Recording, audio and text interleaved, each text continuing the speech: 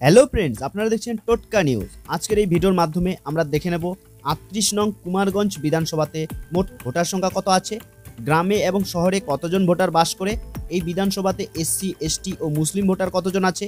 তাছাড়াও আমরা দেখে নেব এই বিধানসভাতে 2021 বিধানসভা ও 2024 লোকসভা ভোটে কেমন ফলাফল হয়েছিল। তাহলে আসুন এক এক করে সব দেখে নিই।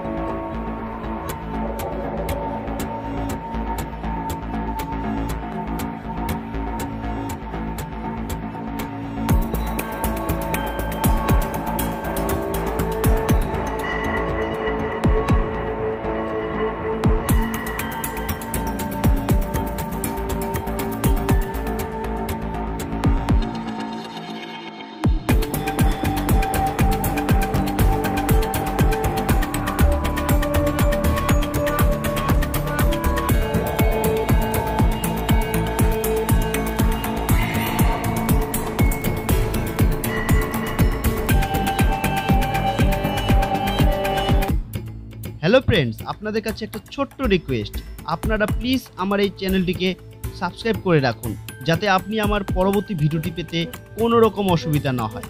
আর হ্যাঁ, আপনারা অবশ্যই জানান আপনি কোন বিধানসভার অন্তর্গত এবং কোন দলকে সাপোর্ট করেন, জানান আমার কমেন্ট বক্সে।